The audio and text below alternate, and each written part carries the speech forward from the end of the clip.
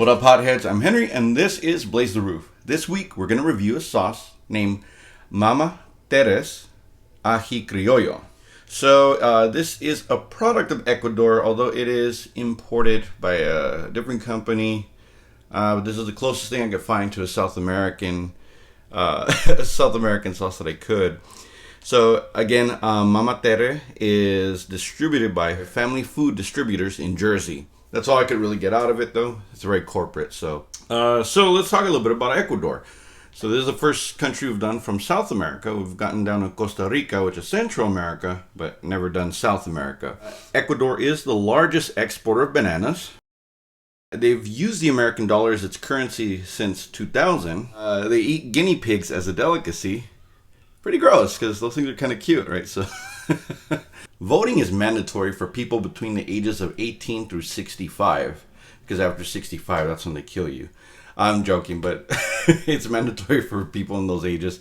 I wish the U.S. would actually do that, but again. So the Panama hat was actually created in Ecuador, not in Panama. Also, Mount Chimborazo, the peak of that mountain, is the furthest point from the center of the earth, even higher than Mount Everest due to the bulge in the equator.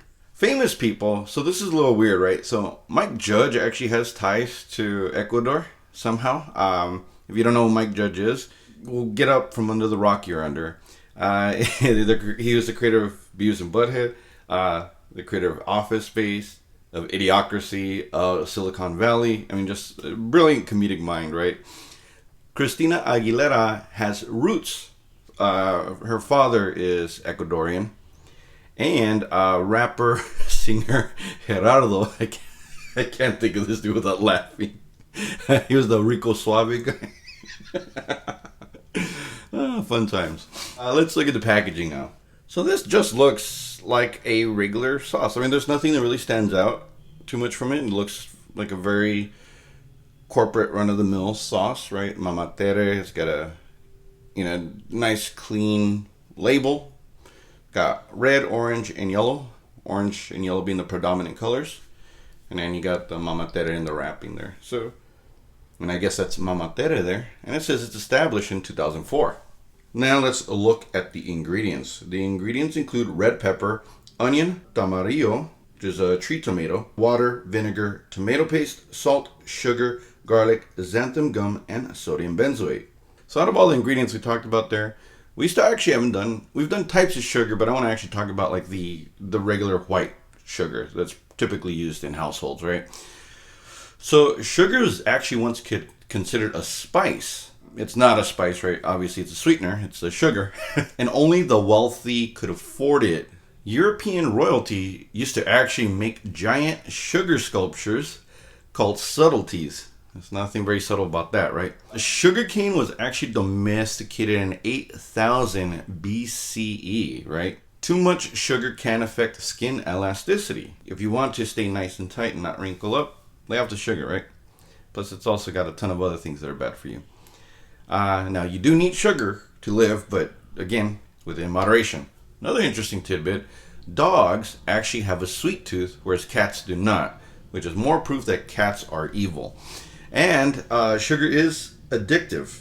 I mean, you've seen children, right?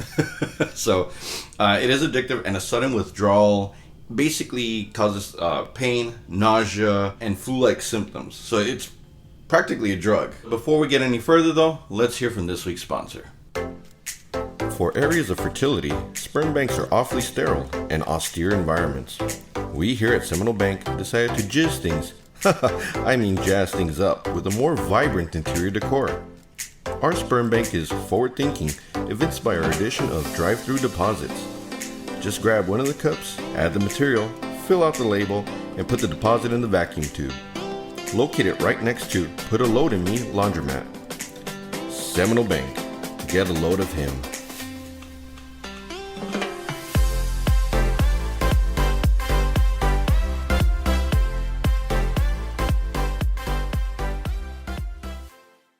Now for the moment of truth. So what's my least favorite thing on bottles? Having a dropper opening. This fucking thing. I can't take off the cap either. At least I haven't figured out a way to get it off without spilling everything everywhere. So Oh, this is already like a new hell for me. And of course it's glass, so I can't squeeze it out. It's fucking thick too. Shit. It's pretty thick sauce. I actually did not expect it to be this thick. So it's orange and red. It's actually really thick, but well, let's see what this is about. Here we go. Very underwhelming sauce. I expected at least to, because if you've ever had ají sauce from like a Peruvian restaurant, it's that yellow pepper sauce they give you. That actually has a kick to it. And I thought this would be made with ají amarillos. Yeah, just kind of underwhelming sauce. I mean, you could taste like garlic and tomato, but very lightweight sauce. Doesn't even really... I mean, it's okay. It's not a bad tasting sauce, but it's just... Honestly, I've had more flavorful sauces, such as like the Howler Monkey, which is based on South American as well, but it's actually made in Florida. I actually think Howler Monkey is like way better, and that was the very first sauce that I did. I mean, the good thing is it's not that expensive compared to like some of the other sauces.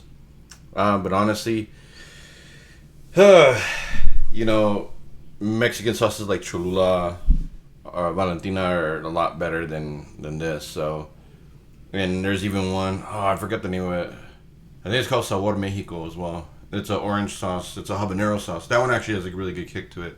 But yeah, this one was underwhelming. I wouldn't buy it, but you can buy it on Amazon. It's pretty inexpensive, and I got a 2-pack, so I got two bottles of this.